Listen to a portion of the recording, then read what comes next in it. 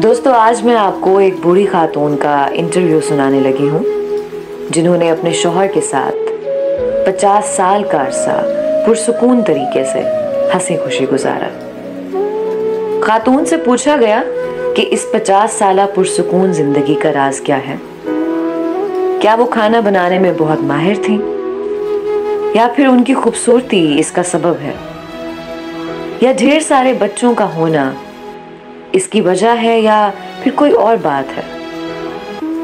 बूढ़ी खातून ने जवाब दिया, पुरसुकून शादीशुदा जिंदगी का दारोमदार अल्लाह की तौफीक के बाद औरत के हाथ में होता है। औरत चाहे तो अपने घर को जन्नत बना सकती है और चाहे तो इसके बरक्स यानी जहन्नुम भी बना सकती है।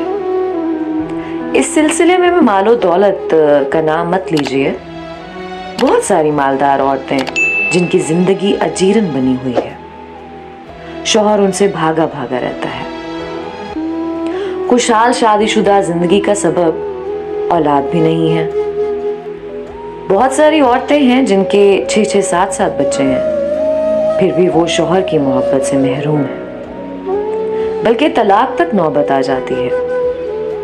बहुत सारी खवातीन आला से आला तरीन खाना पकाने में माहिर होती हैं, दिन दिन भर नए से नया खाना बना रही होती हैं, लेकिन फिर भी उन्हें हर रोज शौहर की बदसलूकी की शिकायत रहती है। इंटरव्यू लेने वाली खातून सहाफी को बहुत हैरत हुई। उसने पूछा, फिर आपकी इस खुशहाल जिंदगी का राज क्या है? बूढ़ी खातून ने जवाब दिया, जब मेरा शौहर इंतहाई गुस्से में होता है ना, तो मैं खामोशी का सहारा लेती हूँ, लेकिन उस खामोशी में भी एहतराम शामिल होता है। मैं अफसोस के साथ सर झुका लेती हूँ। ऐसे मौके पर बास खवातीन खामोश तो हो जाती हैं, लेकिन उसमें तमस्खर का आंसर शामिल होता है। इससे बचना चाहिए। समझदार आदमी उसे फौरन भांप लेता है। मामा निगार खातून ने पूछा, ऐसे मौके पर आप कमरे से क्यों नहीं निकल जाती? बूढ़ी खातून ने जवाब दिया, नहीं, ऐसा नहीं करना चाहिए।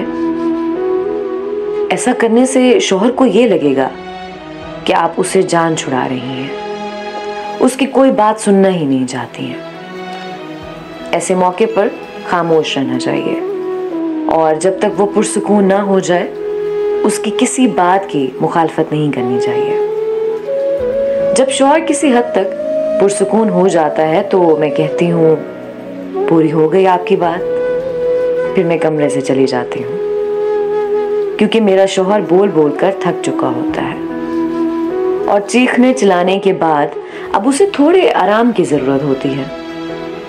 मैं कमरे से निकल जाती हूँ और अपने मामूल के कामों में मसरूफ हो जाती हूँ। बस। खातून सहाफी ने पूछा, इसके बाद आप क्या करती हैं? क्या आप बोलचाल बंद करने का असलूब अपनाती हैं? एक आध हफ्ता बातचीत ही नहीं होती होगी। बूढ़ी खातून ने जवाब दिया, नहीं तो इस बुरी आदत से हमेशा बचना चाहिए। ये दूधारी हथियार होता है। जब आप एक हफ्ते तक शौहर से बातचीत नहीं करेंगी ना, तो ऐसे वक्त में जब उसको आपके साथ मुसालिहत की ज़रूरत होती है तो वो इस कैफियत का ना आदी हो जाएगा और फिर ये चीज़ बढ़ते बढ़ते खतरनाक किस्म की नफरत की शक्ल इख्तियार कर लेगी। सहाफी ने पूछा, फिर आप क्या करती हैं?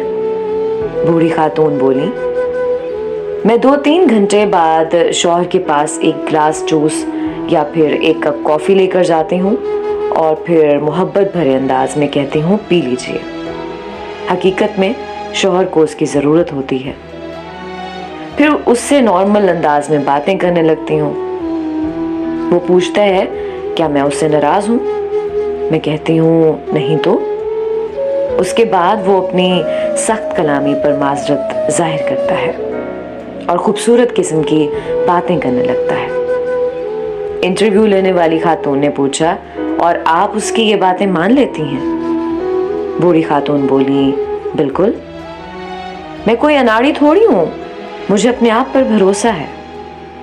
क्या आप चाहती हैं कि मेरा शौहर जब गुस्से में हो तो मैं उसकी हर बात का यकीन कर लूं, और जब वो पुरसुकून हो तो उसकी कोई बात ना मानूं? खातून सहाफी ने पूछा।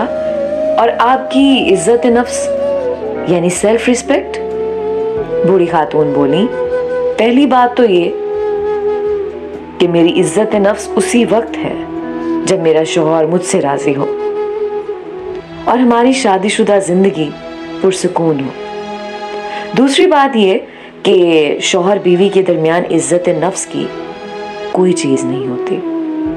जब बीवी और शौहर एक दूसरे के लिबास हैं तो फिर कैसी इज्जत नफ्स?